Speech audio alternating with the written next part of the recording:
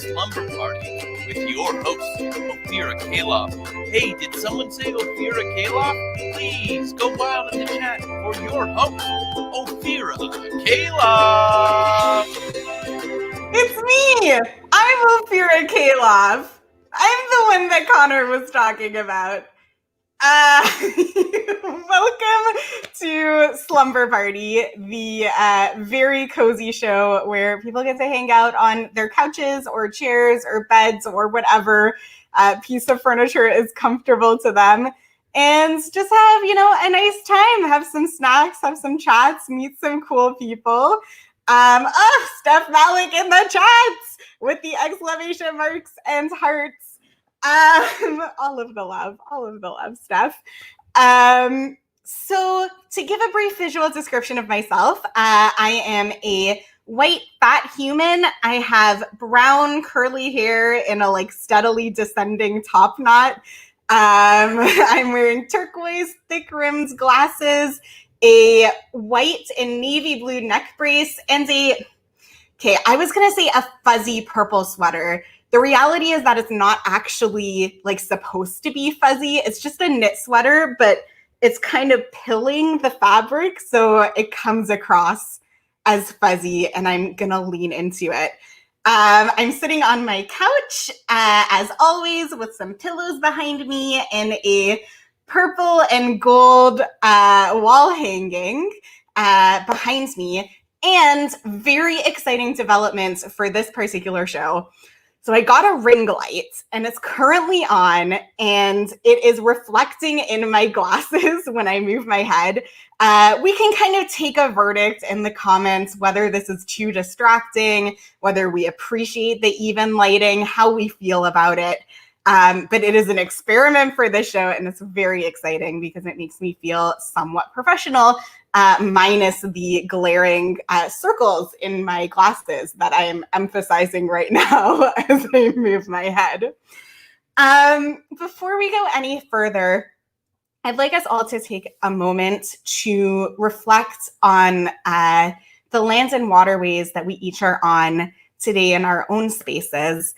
This show is a virtual show and it can feel kind of disconnected from the land, but each of us in our own spaces, I have to say for me personally, my connection with the land I'm on, I'm just so incredibly grateful every time that I am able to get outside by the beautiful water, the trees. This weekend, the sun was shining, blue skies. And knowing that this land is here because it's been cared for and stewarded by the first peoples of this land, which include the here in Toronto, where I'm currently streaming from. That includes the Haudenosaunee, the Anishinaabe, and specifically the Mississaugas of the New Credit, and the Wendat people, who are the caretakers of this land, past, present, and future. And I'd just like to take a moment to say that we appreciate them and thank them and stand in solidarity with them. So on tonight's Slumber Party, I was gonna make a bit about like the slumberiest party, partiest of slumbers. I don't know that either of those sound fun, but a slumber party definitely sounds fun. And we are being joined by such a cool human. Okay, so this person does everything, like absolutely everything. They're an improviser, they're an actor, they're a writer, they're a producer, they have a great voice, they are a Spike impersonator on occasion. They are an artist of all kinds, and also just like a really great person to talk to. So enough about me introducing them, because you can actually see them now. Introducing Slumber Party's special guest of the evening, Kyah Green. Hey, it's me. That was the nicest introduction I think I've ever gotten from anybody. Oh, it was like, so lovely. I was like, dear God, I don't know how I'm going to live up to this person. It's me, I guess. Yeah, I particularly like having Spike impersonator included in my bio. I might do that more. That's very funny.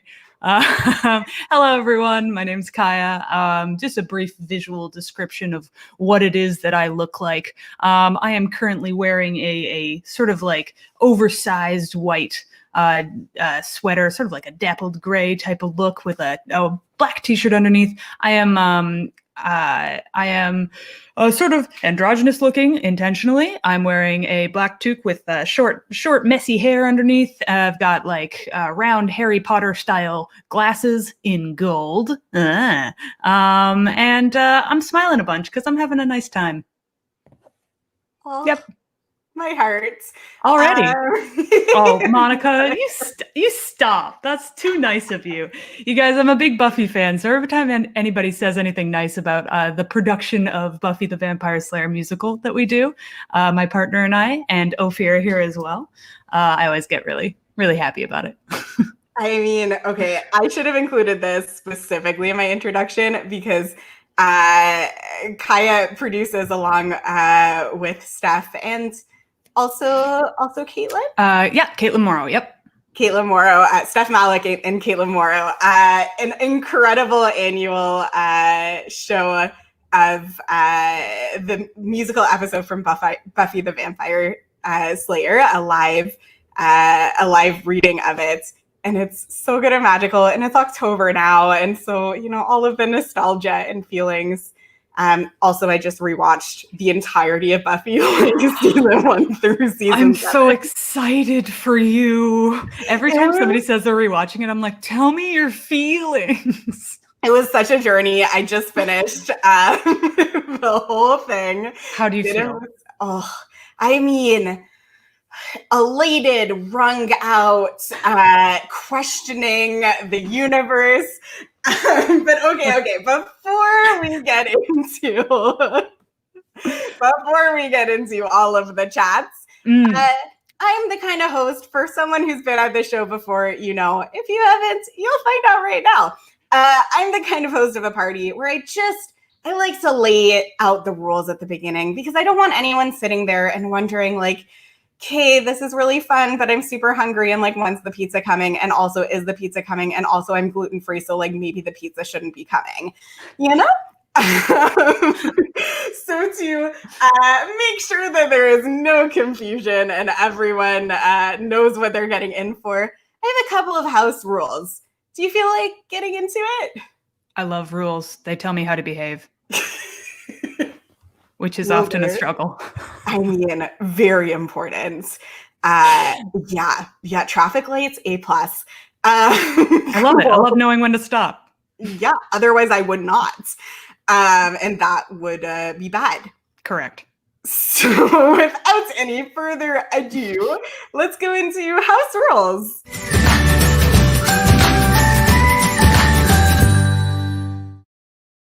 So the very first rule and the most important rule of the evening is you do you.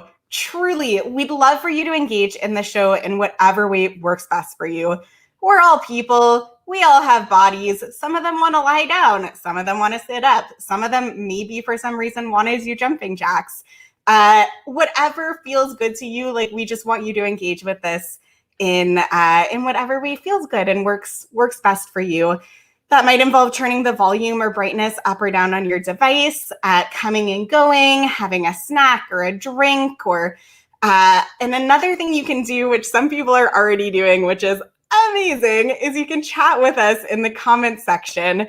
It should be to either the side or underneath the video, depending on the device you're watching on. And you can ask us questions. We would really love that. And we love all of you. Steph Malik, gosh, everyone present is so lovely. And I fully agree.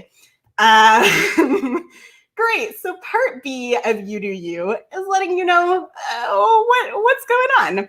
So in the show, there will be integrated visual descriptions. That's what Kyah and I did at the beginning of letting you know what we look like for anyone who is accessing the show just through listening to it.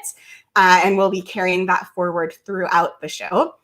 There also will be an archived recording of this show with captions added, and these are professional captions, and it's usually up within a week, sometimes a little bit more than a week. There will be music, and there will, for sure, if it wasn't already clear, be lots and lots of silliness. Guaranteed. Guaranteed. Things that there will be are strobe effects, so that's any kind of pulsing lights or things that make you go, whoa, this is a lot of sensory information, or sudden noises. We're going to keep it fairly chill on the sensory front. That is, unless my cats meow at me, but they shouldn't. They're pretty chill. Ooh, I should have mentioned, this is part of You Do You. Pets, A+.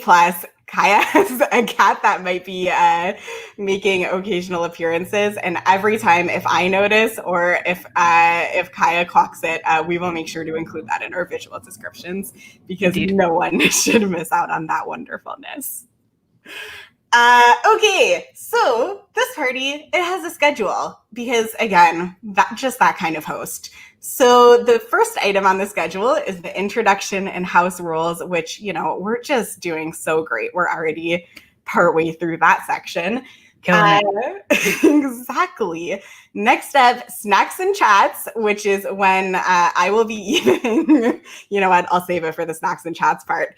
And we'll be chatting, and this is when you can ask any questions and throw out any topics out there, and we will address them. Afterwards, we have an entertainment section, and it's so great for me because this is my party. So it means that I get to choose the entertainment, and I choose to be entertained by Kyah. So that's really lucky for me, and I think for everyone. I consent to this. I will do it. Thank goodness, because otherwise, yikes, we got to rethink the show. Challenge accepted. After the entertainment section, we have kind of, that point in the slumber party where everyone's just like a little bit silly. It's like 2 a.m. We've either had like too much sugar, too much alcohol, too much being awake, whatever it is. And so every show we do something that kind of fits in that slot. And then we all say goodnight, log off, and go to sleep, because by that point, it'll be around 10 p.m., and it's a Tuesday night, and, that feels like a very reasonable time to curl up in a ball and say that the day is done. Unless you don't want to do that. Again, you do you. Number one rule. And the third thing to address is that this is a free party, but if you want to give a host gift, There's a link right under this video. It's baddogtheater.com/slumber party, and you can donate to help keep this show and all of the other really wonderful shows on Bad Dog Comedy TV running. And you can also click the subscribe button, which is somewhere on your screen, for sure, definitely present. And that will let you know when Bad Dog Comedy TV shows are happening, which is every weekday. There's 2 shows. Afternoon shows and evening shows, and they're just really lovely and great, and I strongly recommend them. Whew. Okay, I think we did it. Do you feel situated in the in the rules of the party? I feel very situated. As a visual description. Oh yeah, Kyah pours whiskey. Yes, for Kyah's self. I mean, this is kind of perfect because we're about to move into the next section, and we're gonna do a little transition thing because it's really cute.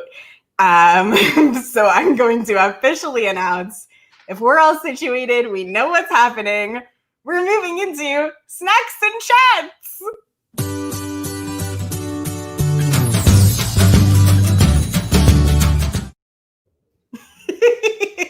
I love these interstitials. Oh, my lord. Thank you so much. They're so cute. I worked very hard on them. Did you make those? Yes. They're so good. I mean, Canva. It's really Canva. It's great. It's so good. Like, I'm learning to use Photoshop now, but back when I didn't want to do that and was lazy and also didn't have the program, it was like, so good. It's like this perfect in-between situation for when you're very intimidated by any kind of design, which I am. Yeah. But it's endless possibilities. Yes, it's very, very helpful. For a this sponsored by Canva. Oh my God, please. I know, right? Hello. Steph Alex says, I love this little popcorn, which as a visual description for what was happening, there was a little popcorn person that was just kind of dancing on top of the word snacks and chats while popcorn kind of flies out. It was very cute. Very cute. Apparently, Kyah, you need to get one for your house. Honestly, I love my partner so much, but one of the things I love the most about her is her ability to anthropomorphize absolutely anything to an insane degree. Or I'm trying to fix my vocabulary on that, to a wild degree, because mental health is great. But it is varied. So yeah, I love that every time there's a small anthropomorphized object, she loses it, and I love it. I mean, I kind of like, I talk to my appliances. I don't know if that kind of falls into the same realm of just like, I cheer them on. Like, I think they have feelings. Yeah. I think that makes sense. And like, it's that phenomenon, right, where you put a hat on something or you put a little smiley face on something and all of a sudden, like, you care, Yes. I don't know what it is. Yeah. I mean, I'm thinking now, I'm like, also, I live alone and it's a pandemic. So I'm just like, I live with all my friends. Yeah. I mean, I can tell you with confidence that I have a lot of conversations with cats and I live with a person. So you just need a little variety, It's true. Range of human interaction or, non-human interaction as it may be. If it makes you happy, that's all that matters, This is very true. Okay, that leads me to, I tend to ask this most shows, but right now the world's kind of on fire. Is it? I don't know if you've noticed, and I'm really sorry to break it to you. It's passed by my attention, yeah.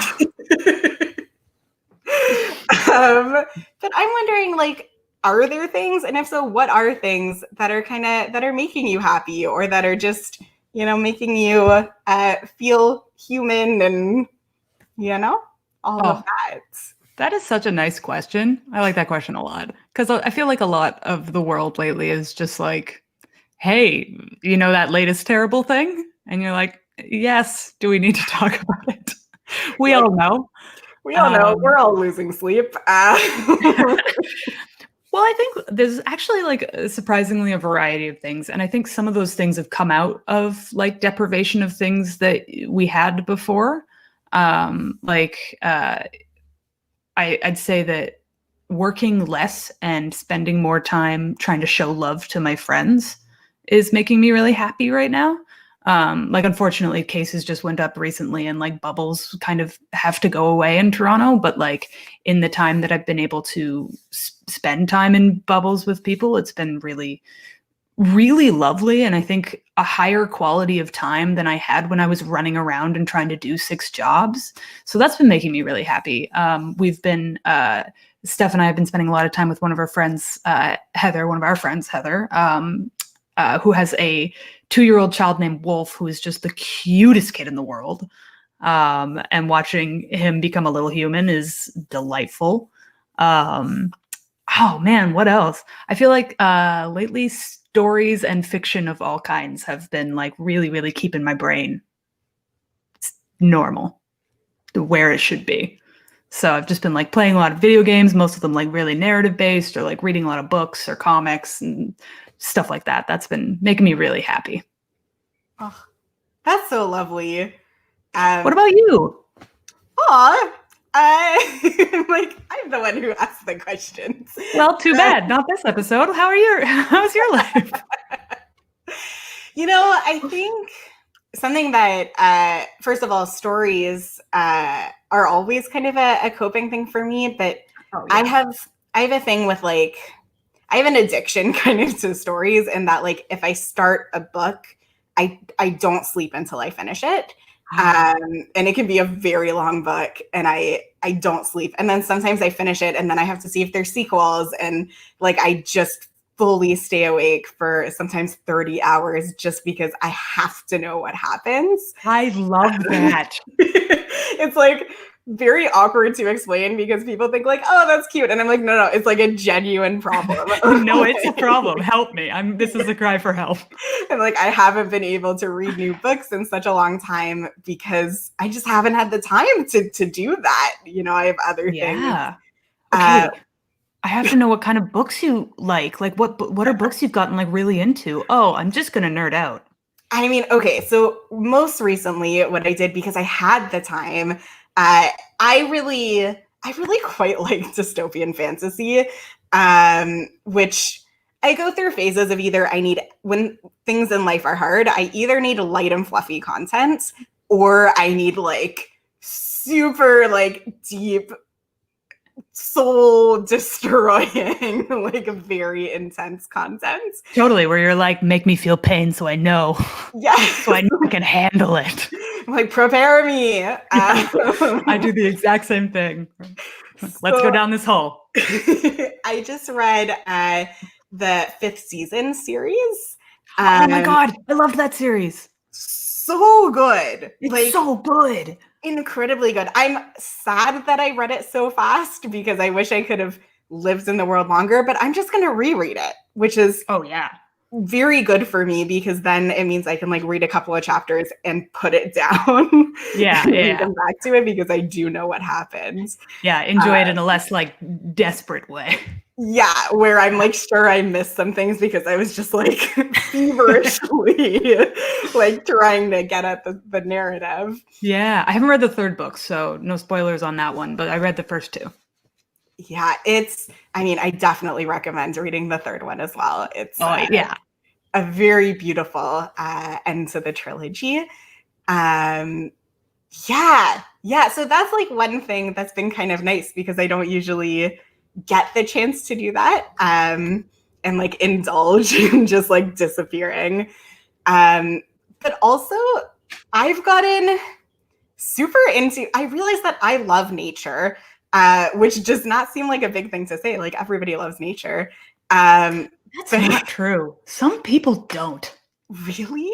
Yeah, some people hate nature. Like I know one friend whom I love dearly. He is one of my DMs, Dungeon Master, for those who do not play Dungeons and Dragons. And he refers to the sun as the day star and hates it and just hates being outside. He is like absolutely indoor cat.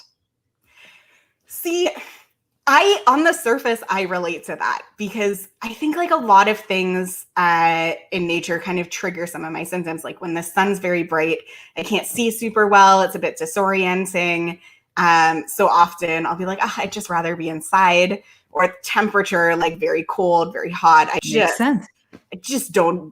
don't do that very well. But I don't know, like there's something about just sitting by the water and just like ducks go by and you just breathe, the waves come in and out. And it's been quite the realization for me. And I use a power wheelchair, but I've gotten the chance to, I'm ambulatory, so I do walk, just not very well or very far. But I've gone by nature with my walker and braces and just like for very short strolls and then like parking my walker, sitting in it and just being like close to the water. Ooh. It's beautiful, eh? Yeah. Yes. One of the best things we've been doing quarantine, Steph and I, is going for like long nature walks, or sometimes we'll drive outside of the city and go for a hike, and it's just game changing. Can I share with you a cool thing that happened the other day? Yes, please. Steph and I went for a walk in the Humber Valley, and we started walking along the river, which we kind of took like a weird path, and we're walking around this weird side of the river, and we were like, we're in the wrong place, but that's fine. And as we were walking, we saw a bunch of fishermen in like the waist high wader things. And we were like, whoa, that's weird. There's a lot of fishermen. Like there are at least like 8 to 13 of them in the section we were in. And we are like, I guess they're fishing for something. They must be. And then as we were walking, we started to come across like fish heads, like really big ones, like about this big. And we were like, do fish this big live in the Humber?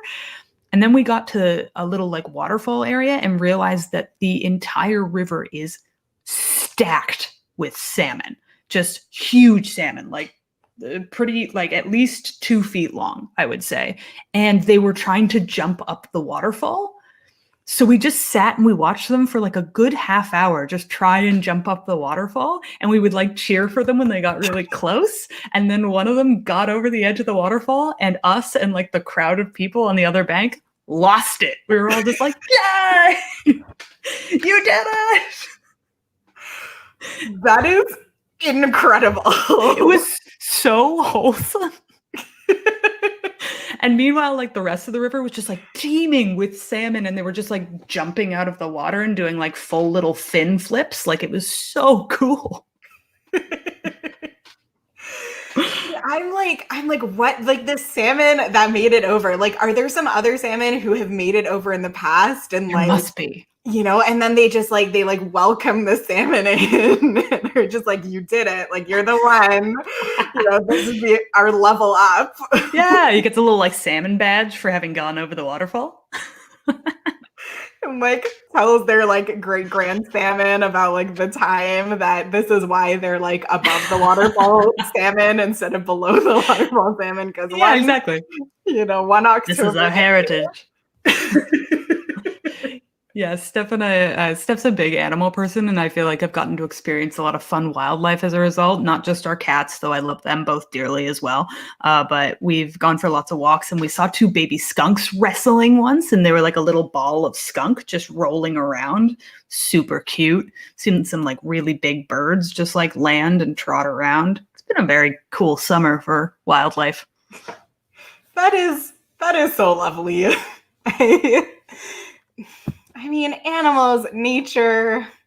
I'm very like nervous about the winter. I know that animals and nature do still exist in the winter, but I don't exist outside in the winter. Mm-hmm. Yes. So, you know, I have to just imagine what's happening. Honestly, you're not missing much, to be honest with you. I go outside during the winter very rarely, usually just for like walks or to get places, and you don't see a lot. Yeah. I mean, there's just something about mobility devices and snow that just don't go well together. Honestly, snow and feet don't go well together, so that makes sense. It's true. It's true. Like, what does snow go well with? Skis. Skis. Snowboards, I guess. Yeah, but like it only goes well with those things if it's accompanied by like an adrenaline seeking thrill. Oh, which is not Like, me, my bud. no. I don't I like mean, it. why? Like, I've had fun skiing, but most of the time I'm just like, don't die, which is less fun than the people that are confident in their limbs, which I am not. Confidence in limbs is something which I have no experience of. So I don't even know what that life is like. Yeah, it's foreign to me as well, but so for everybody has their different reasons. Mine are that I don't like to use them that frequently. So Yeah, which fair. Fair, very fair. yeah. I mean, I like a good hike and everything, but man, working out is just so boring. Yes. Yeah. Well, this has been the revelation. I'm like, oh, walking like and like pushing myself is quite nice when I'm by nature. Yeah. But I also don't understand how people run because you can't. I don't know if it's a function of me being low vision or whether this is a normal human thing, but like, can people see when they're running? I feel like everything's just a blur. I genuinely don't know. I also not great vision. I am pointing to my glasses as we speak. Can't see very well. But I also just like I get torturously bored when I run. I just like can't. Even with music, I just can't. I have like a little bit of, I think, self-diagnosed attention problems, and that is certainly one of those where I'm just like, it hurts. I'm not having fun. Why am I doing this? I'm going to stop. And then I stop. I mean, that sounds like very sound decision making to me. Checks a bunch of boxes, I'm just saying. Yeah. Okay, I also just realized that this section is entitled Snacks and Chats, and I promised at the beginning that I'd like talk about snacks. So just so everyone knows, I'm hanging out with a like truly giant jar of chocolate covered raisins. It is from Costco because where else could it be from?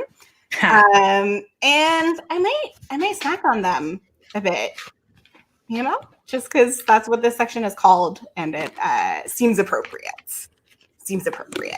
Yay. Do you have any snacks or drinks or the like? I have this whiskey, and that's it for the time being. I mean, in between the two of us, I feel like we've really covered all of the bases. There's chocolates, there's whiskey, and there's fruit inside the chocolate. That's huge. That's a good thing. It's a very good thing to have. I'm just saying. Thank you so much for validating this decision because I love conscious. I love chocolate covered raisins. I'm telling you, they're underrated. Oh my goodness, we have something in the comments. Oh, we do? Do I want pie? I do not. Thank you so much, Steph. Actually, I'm so sorry to do this to you, Vera. I really have to run to the bathroom. Could I have Steph step in and chat with you for a second? Of course. Steph, can you come here for a second? One moment. Transition. See, this is the best part of relaxed performance. It's you do you. And you do you is amazing when we get two guest artists. Hello. Oh, hi. I was not prepared for this, and full disclosure, I am indeed very stoned. Amazing. We have a simple question for you. Yes. Can't wait. First, let me just say, Steph Malik is like a super, super cool, like artist, producer, human, etc. And we're very lucky to get to chat with her for a bit. Monica wants to know a bit more about this pie that was referenced. I can take very little credit for it. As Kyah mentioned, our Thanksgiving plans got a little waylaid because of the rising pandemic numbers. So we didn't get our Thanksgiving dinner that we would normally have. And Kyah was determined to have pie. So they went to Loblaws on our way home, and they got a whole mini pumpkin pie for themselves. And I got some pumpkin pie cookies. That sounds so lovely. I had an Instacart mishap where I was going to get myself pumpkin pie, and then they didn't have pumpkin pie. And then I was going to get myself pumpkin cheesecake, but then they didn't have pumpkin cheesecake. And then I was just going to get apple pie, and then Instacart can't deliver to me for 2 days, so it doesn't matter. Ophira, I will bring you pie tomorrow. I will bring it to your building. Do you want? I will honestly bring you pie. Oh my goodness. This is too kind an offer. I don't know how to respond. It's okay. We'll talk about it offline, but you will get pie. I mean, Instacart is coming on Thursday, and who knows? Maybe like their items will change, and I can like add to order. Fingers crossed. Fingers very crossed. Steph, how are you doing? What's going on? I'm doing okay. It's last week I had a very positive week, which was a very wondrous thing to get to have during this time. It's obviously during everything that's going on, feelings are so up and down and they're all over the place. And it's hard to kind of know where we're going to land from one day to the next. But last week I had a genuinely lovely week, and it was just refreshing. It kind of helped me weather some of the storms of the pandemic. And yeah, I just feel really lucky to have gotten to have that. That's so lovely. Was there any part of that you could share? Yeah, there's so many. Okay, so October 5th was my birthday, and Kyah. Happy birthday! Thank you. And Kyah so sweetly contacted a bunch of friends and just orchestrated people sending birthday wishes, and then they made me an entirely customized Dungeons and Dragons campaign set in the She-Ra universe. They like handmade the little sculptures and stuff, and then managed to get the executive producer and the voice actor of She-Ra to wish me a happy birthday on Twitter, which was that's lovely. So cool. And also, for folks who don't know me, I'm a huge Lord of the Rings fan as well. And some lovely friends, including Connor, who is the technical director of this show, got me a cameo from Billy Boyd, who plays Pippin in Lord of the Rings. And I cried. I lost it. So it's been a very lovely week. But your guest is back. So I'm going to skedaddle and go harass you both in the comments. Oh my goodness, please do. Please do. This comment section is the loveliest. I bet somebody from the comments has never just appeared on screen before. I mean, this is magic. This is next level. It's very impressive. I do think we once FaceTimed someone from the comments. That's cute. So it's like appeared on screen from a screen. Which is not quite as magical as just appearing, but there is precedent. Yes, it helps when you live with them. That's for sure. That would be a huge help. Okay. I'm gonna give. I mean, we already heard about the pie, Connor. It's not much more, to go on about the pie. It's a store-bought pumpkin pie. It's deeply unimpressive. Well, okay. I would like to, yes, tech magic. Steph is right. Connor is, and this whole process of appearing on screen is quite impressive. Mm-hmm. So, okay, I want to give a last chance if anyone in the comments wants to ask any particular questions. And I'm going to just like ramble just to give that, there's like sometimes a delay. Mm-hmm. People typing. If you don't have questions, that's cool. We have so many things planned. I just want to give you the chance because I said I would, and it would be very rude of me to not do that. Hey, Ophira, while you're rambling, what was your favorite season of Buffy? Okay. It always changes. I mean, season 2 is just very solid, right? Season 2 is like, that is the show. It's very clear. It's like season 1 is kind of silly, and then season 2 they really get into it. Yeah, they hit their stride around mid-season 2 where they're like, oh, got it. This is what the show is. Yeah. And they get into like these big themes. And also it's like the height of like adolescence as like monsters. 16.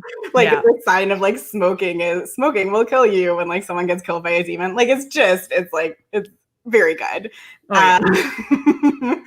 Season 3 though, the arc is incredible. Like the arc is so good. I'm very confused, like watching it back about what they were trying to do with the character of Faith. I just sometimes I'm like, oh, this is what they're going for, and I'm like, wait, are they though? Like, what's going on? This watch through, Dawn didn't annoy me as much as she usually does. The edge comes off after a while. Yeah, I don't know if I've just like, I'm expecting to be very annoyed by her, and then like watching, I'm like, oh, she's not that bad. Yeah, she also has some like pretty good reasons to be annoying, but yeah. Ooh, that's a good question. Ooh, okay, you're gonna have to take this one. I'll read it out loud. Monica's asking, if you could change a storyline in Buffy, what will it be? This is magical. I love this. I think, okay, I'm gonna have to like spoiler alert. It has been out for a really long time, so if you haven't watched it yet, spoiler alert. After I would say probably some stuff in season 6 I would change. I think some of the like Buffy becomes an adult stuff is interesting, or at least it tried to be. It wasn't perfectly executed, but it like made some big swings, which I appreciate. But boy, Tara's exit was not necessary, and I really would have changed that in a heartbeat.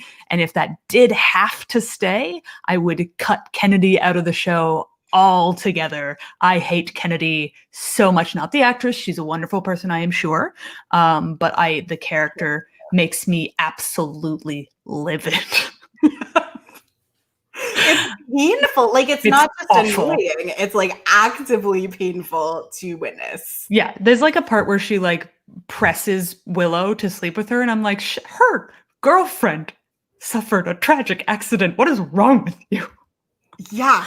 I'm not over it. Yeah, none of us are over it.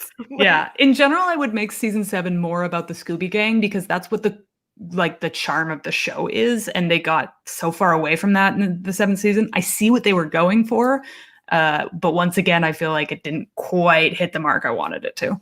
Yeah, I would agree. I mean, I've seen a lot of people say that the season 5 finale really could have been the show finale. I love the musical episode, and yes. So I wouldn't fully say that, but okay, we have a question. Are the Buffy comic book seasons worth reading? I have not read them, so I don't know. Yeah, I've only read season 1, which, given the scale of Buffy fan I am, may be an indication of my answer to this question. I think it's fun content. To me, it doesn't feel like the show, and part of that is that what I think makes the show good is its restrictions. The fact that it had to work on a tight budget, it worked with like limits, and sometimes that made the most magical stuff. The comic books it kind of feels like fan fiction to me. So there's nothing wrong with that. Read all the fan fiction you want, and like there's lots of awesome comics in the Buffy universe that are well worth reading. So like if you're interested, go for it. You're not going to lose anything. There's definitely some really interesting elements to them. If you ever wanted Dawn to be a giant, those comics are your business. Yeah. Wow. But there's a lot of weird ass stuff in the comics. Okay. I feel like Sean. we could. We got killing me. Best Giles is a cutie moment. Oh my god. Well, Giles is my guy. I love that dude. I want to be Giles, not just when I grow up, but like right now. I would say anytime he plays guitar, yes, would probably be my solid answer. Or when he gets flustered about things and takes his glasses off a bunch. Yes. But whenever he gets things wrong and gets confused or emotional about things, he's adorable. I love it. For me, honestly, the only moments that Giles like isn't a cutie is season 7. I really a lot of what was done with his arc in season 7. I'm like, no. Strongly agree. I don't like it. Strongly agree. Although I do love his exit line of "the world is doomed." Again, yes. Such a nice callback. Okay. We have gone so far down a Buffy hole. For anyone who's still watching, who is so sorry. not into Buffy, or just hasn't seen it and is very confused, I promise we have other things on the show too. Just see it. I think, the show. Yeah, but also go watch it. It's on it's on Netflix, it's on Prime, it's everywhere. You can do it. So we're going to move into the next stage of the evening, which is the entertainment portion, in case we haven't been doing that already. But this time, Kyah gets to take it away. So let's move into that section.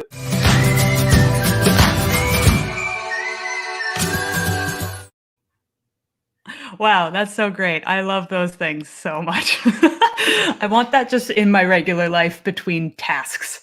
Okay, hi. Here's the thing. I'm a comedian and a writer and an actor, as Ophira mentioned. But one of the things I don't do, or I do, but not as a job, is draw. It's just one of the things that I like to do for fun.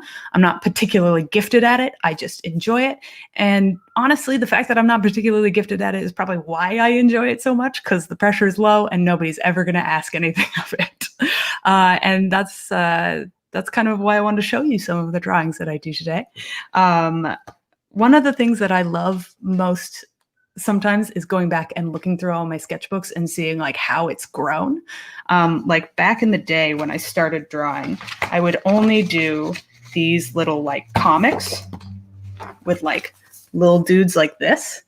They were just like little stick figure dudes. And I would mostly write them about my job, which was canvassing at the time. So I would do little comics of the weird interactions that I had with canvassers, or sorry, not with canvassers. I was a canvasser, but with people as I was canvassing. Like this is one of my favorite of those little drawings. Just me riding a feelings wave. Fun fact, I almost spelled feelings wrong and then had to sneak an extra letter in there. So that's fun. But this really represents how I feel a lot of the time. So that's an old notebook. But then like I started getting into more like trying to actually learn how to draw, because that was just me messing around. But then I realized I enjoyed it a lot. So I started like looking online and figuring out like, how do you draw faces? How do you draw eyes? Oh, right. Physical descriptions. Like this is a page full of like kind of cartoony faces. That's just me trying to figure out like where on the face do things go, Like my early attempts at bodies were not particularly successful. And I tend to like drawing people.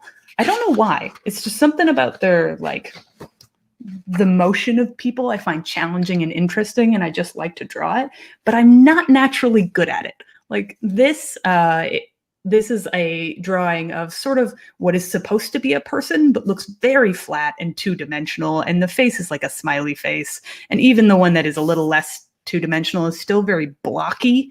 Not exactly what I ideally would have been going for. But slowly I started to just like make myself draw more things, draw things I was seeing, draw pictures. Like this is a drawing of my partner Steph and our old cat Brown, who unfortunately has passed away. But this was like an initial sketch of them just sleeping on the couch together. This was actually a week before he passed away.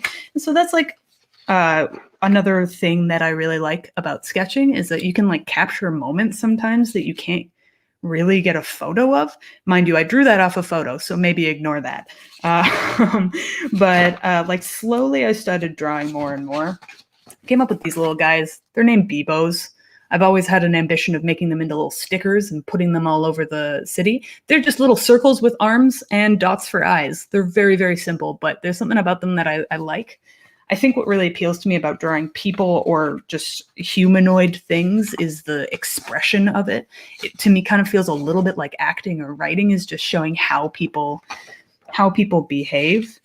Like this isn't a human one. This is one of the few landscapes I've ever done, but this was just me drawing after a huge storm on a road trip I went on with my partner.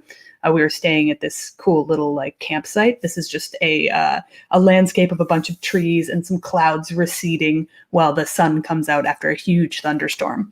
So like capturing moments like that is really satisfying to me. Like this is just a bunch of little tiny sketches of cars that I used to do just while we were on the road, just to keep myself busy. It like keeps me off my phone, and it's just so satisfying when you like nail something down. There was one time we went and we visited a zoo called Colasantes, which is like near Kingsville, and it's the weirdest little zoo I've ever seen because it's also a strange maze of a gift shop. And like I managed to like do this drawing while I was just standing beside the cage that this like bird was in. So this is a drawing of a like sort of tropical looking bird. And I feel like there's something in it that I just got, you know, and that is such a satisfying feeling when you're like, I think I captured something. Mind you, the goats that I drew look like horrifying monsters, but that's okay. We don't need to describe those in any further detail. Anyway, like there's a little drawing that I did of us when we were camping. That there's Steph reading over there. But then eventually, skipping forward a little bit, like I started to see like a noticeable difference in the stuff that I was drawing. Like this, after a while, I started drawing like figure drawings, like looking up pictures and trying to follow the like line of action. And these are a bunch of like sort of figure drawings, so most of them are nude, but all very, very PG, in case you're imagining something otherwise. But like I'm starting to get the line weight and the curve of things and like doing some hand practices up in this corner over here. And eventually like you start to see it like turn into something that looks like real people. So these are another 2 drawings of women sort of in like prone poses that are like designed for you to try and draw the shapes of people's bodies. So these are like 2 women who are like kind of reclining forward and starting to like nail down shading and stuff there. And then like where my book starts to get really fun for me is like around here. This is where I started to get like just better. I was sort of studying shapes. So this was when we were at a cottage. I was drawing our friend's dog, Violet, who is the derpiest little Shih Tzu, and we love her so much. It's hard not to fall in love with her, as you can tell from perhaps these photos. So there are a couple of photos, or not photos, they're drawings of this little like Shih Tzu sleeping. And it was just so fun because she like was trying to capture that cuteness, but also that like peacefulness that she had. This is a little drawing of She-Ra and Catra. If you know what they look like from the Netflix adaptation, Steph and I have been watching a lot of it, and it is very fun. But this is one of the drawings I did from memory, which is not something I'm generally very good at. Usually I'm terrible at drawing from memory. And this is where it like really gets to where I'm starting to get proud of it is I play a lot of D&D. If you haven't been able to tell by now, I'm a big nerd. And this is some of the drawings I did just while I was playing D&D with Caitlin Morrow and Sean Murray, who is Sean Murray is the best DM I have ever had in my life. He's so good. But we're doing a wonderful campaign that he's completely written from scratch, where we all play these like animal kin. So this is Caitlin Morrow's character, and this is Steph's character. So this is Aru, and this is Thaddeus, and this over here is my character, who's a giant elephant, and he was trying to sneak unsuccessfully. So these are all pictures of a little raccoon and a little squirrel wearing a cloak and a little elephant trying to sneak through a bush. There's also a little possum with the word sneak behind him because that's what he was trying to do, as well as a dragon examining his own nails and a bunch of other little stuff. This is where it gets really fun for me because like you start to be able to take things out of your imagination, and that is something that, as somebody who really loves making fiction, is so satisfying. But particularly because I could barely draw a person when I started doing this, and I have no natural skill. Like I would just sort of sit and watch TV and draw She-Ra characters. This is like a selection of faces of She-Ra characters, all kind of done in like simple like black and white lines. Yeah. So like the reason that I have a problem sometimes when it comes to artistic stuff of that I get really frustrated when I'm not good at something quickly. And I think that's why this appeals to me so much, is just like being able to slowly watch myself actually improve at something rather than just instantly having been good at it is such a good lesson for me personally because I get so impatient with myself. Right. But this is a little drawing of an elephant grabbing a little like owl guy and a little squirrel with a sword leaping at them, because that's what was happening in the D&D campaign.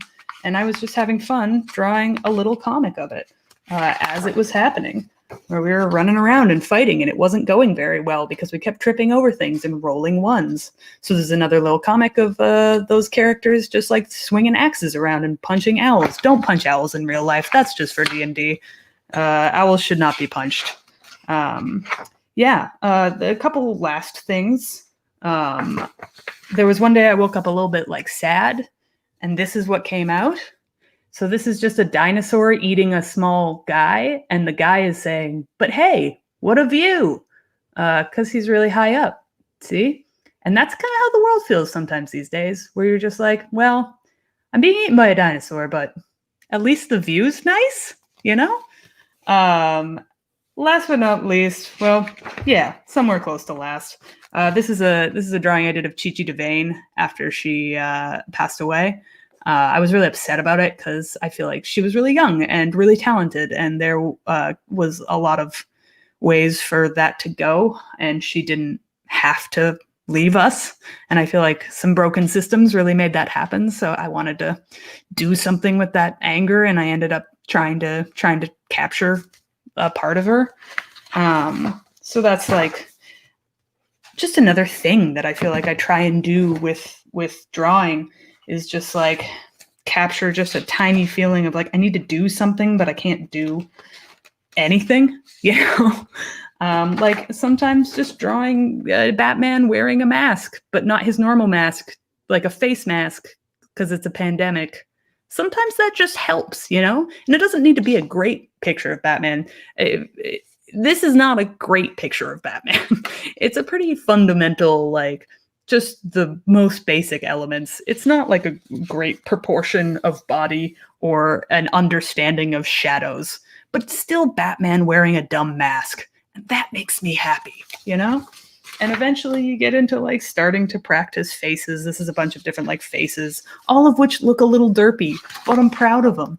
And there's a bunch of like people sitting in different positions and like moving in different positions and like different body types between like really thin and really curvy and really fat and all sorts of things. There's actually more that are larger over here that I'm proud of. But like, this stuff is just all fascinating. And I think ultimately for me, these are just like armature kind of like stick figure studies of how bodies move. But just like the thing that I love the most about it is it makes me look at the world differently. It makes me like look for details and look for emotion and gestures, and like in drawing someone just kneeling over or bending over, like, what does that feel like? What's the gesture behind it? I don't know anything about art. I just find this fascinating and interesting and fun. And I think ultimately, if I can figure out how to do some of this stuff, anybody can, because again, I have zero skill, just interest. This is a bunch of, again, nudes of like women in different positions doing different activities and stuff. Yeah, it's just something that I encourage everybody to do, because like it helps you really look at the details of the world and feel like you have some way of putting that stuff on paper. Oh, that was so beautiful. Was it? Did I talk too long? I hope I didn't talk too long. It was so beautiful. Also, like, first of all, I was smiling so hard. Also, to add to that visual description, like, some of those were very, very good. Like, I feel like Kyah was maybe downplaying just a little bit. Well, you know, you look at your own stuff and you always see what you could improve with. Yeah. So a lot of them I'm like, oh boy, that arm is too long, or like whatever else, you know? I mean, some of us have arms that are just not the same length, you know? That's true. Yeah. I think the model I was drawing off of did not, but that's not the point. You were making a commentary, a statement. It's a creative decision. Yeah, creative liberties, I think, is the word for it. Oh, okay. We are coming to the end of this party, but we have one little section left that we're gonna just do a super quick version of. Because, you know, we've gotten entertained. We've talked at length about Buffy. We've talked about other things as well that are really lovely and beautiful. And now it's time to get just a little bit silly before we go to bed. So without any, I've said this twice, and I don't know if I can say it a third time for the comedy rule of threes, alas. But without any further ado, into the next section.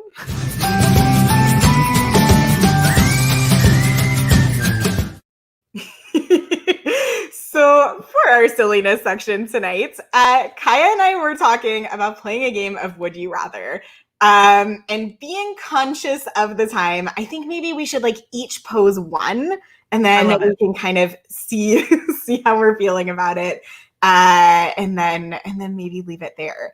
Do you have one that's like top of your mind? Oh man, I don't know if I have one that's top of my mind. If you wanna lead with one, I can for sure start because I've been. So I went onto the internet and was like, what are some good options for this game? And I came across a website. I was telling Kyah and Connor about it earlier. That says like, this is the only list of would you rather questions that you will ever need in your entire life. And I was like, okay, like can't argue with that. Yeah. And then it has these categories. It's like best would you rather questions, funny would you rather questions, like good, hard, deep, weird. Interesting. I was like, okay, well, I guess I'll go with best. And their number one best would you rather question, for some reason that I cannot fathom, is would you rather the aliens that make first contact be robotic or organic? And just know that this is by decree of the internet the best. The best of all possible ones. Yeah. So, no pressure or anything. Okay. Here's the thing. I have trouble with this one because to me, organic and robotic would end up being roughly the same thing if it were an alien. Either way, it would be something that I don't fully understand and cannot communicate properly with. So either way, I'd be like, someone more qualified should deal with this. But I think organic would be more interesting for me because I'd be more interested in like, how did the biology of that occur someplace else? But then the question of how did robots occur someplace else also equally interesting. So like I'd say organic, but both end up with the same result of me being confused and alarmed. I really appreciate this because when you just said that, I was like, if they're robotic, does that mean someone else had to have created them? Right? And if so, then we're dealing with two alien species. Yes. At once. Who are the ones in control? They're for sure not the humans. It opens up a lot more variables. Yeah, so maybe organic for just the less confusing parts? Yeah. I think like my initial reaction was like organic because then like maybe they have the alien version of humanity. But then I was like, that's weird because that would be the alien version and therefore not humanity. And then I closed my Safari app on my phone. That's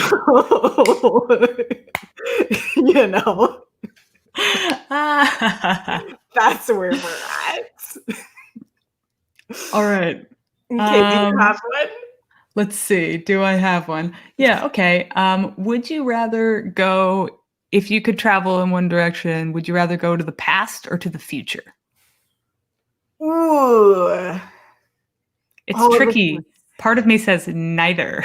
Well, I was about to say, I was like, okay, like I would not do well in the past. Like you and me both, my friend. Well, exactly. Like there's no time that I can look at in history and be like, oh yeah, like this would work out for me.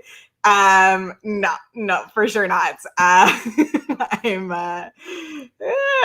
not that I'm like thriving in the present, but like this is for sure like the best time for me to exist in the world's history. Given the options. The options. And so then one would think future, but like, I mean, would one think future? I mean, if you had asked me 5 or 6 years ago, I would be like, future seems like it'll be pretty good. And now I'd be like, is there one? I don't know. Exactly. I'm like, I don't want to travel into just like the middle of like the burning world and be like, well, that was a bad decision and have those be my last words, like that. I mean, they would be witty, but no one could put them on a gravestone because there would be no world in which to memorialize my wittiness. Yes. It all would have ceased. It would have ceased. Theoretically. We don't know. Maybe you would go to the future and you'd be like, damn, this is nice.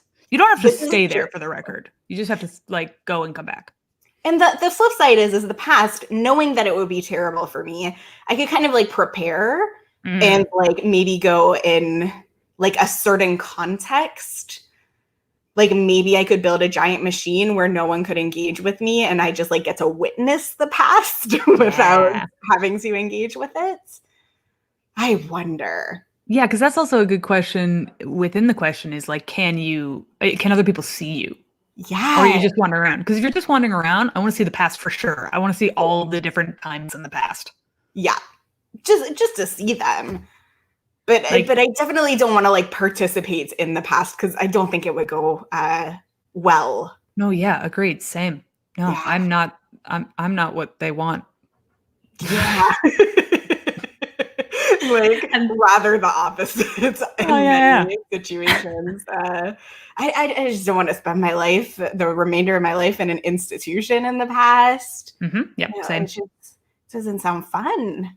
Sound fun. I probably could have gotten away with being a spinster with like a female roommate. True. Yeah, I think I could have done that, but that's the best it would have gotten for me. I mean, maybe I could have, you know, a part of me is like, well, there were like the graceful invalids of the time, but also like I'm Jewish, so I don't think that was really an option. Oh yeah, there's a lot of layers there.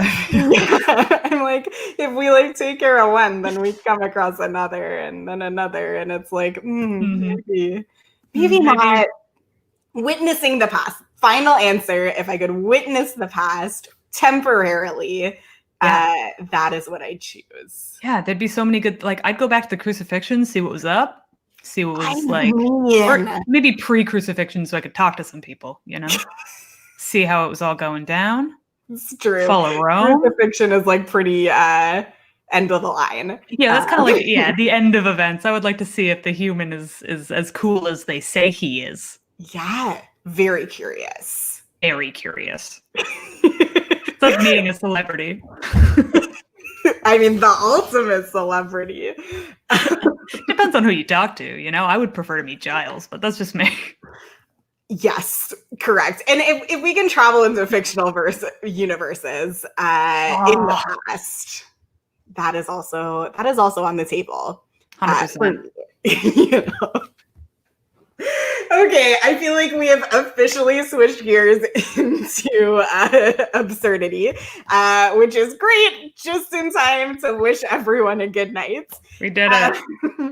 Thank you so much to everyone who was watching and everyone participating in the comments, or if you didn't, but just like thought things in your brain. Thank you. It was really lovely to share this evening with you. Thank you to Fat Dog Comedy TV for hosting this show. Thank you, Connor Lowe, for wonderful, managing of all of the things that I can never manage. Thank you to Steph Malik for guesting in the guest star. Yay, Steph! Guesting for the guest. Unexpected. Yes, and doing it so well. And thank you so much, Kyah. It was so lovely to have you on. Do you have anything you want to just like say to people? Any way for people to keep up with your work, or just like a last thoughts of any kind? I'm going to be running a show called 5 Things for Bad Dog. It's going to start on October 29th, and we'll be asking 5 questions of comedians about their careers and their inspiration and how they do what they do and how they're so brilliant, et cetera, et cetera.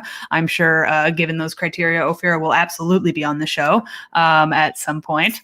The legend that she is. So I'm going to be doing that coming up soon. It's going to be really fun. And it's also going to be coming out as a podcast. So check that out. It starts October 29th right here in this spot. And last but not least, keep your heads up, everybody. Everything's going to be okay. There's still good in this world, even if it seems like the news cycle wants to tell you otherwise. There's good people and there's good fun to be had and people who are trying to make it better. And that's all that matters at the end of the day. Oh, yes. That is such a beautiful thought to end on. And so I'm going to end the show because it was so beautiful. Everybody have a good sleep tonight. Have, do something nice. If you have chocolate raisins, eat them. If you have whiskey, drink it. Like wherever you're at, we're sending all of the love out to you. And thank you so much for watching. Good night.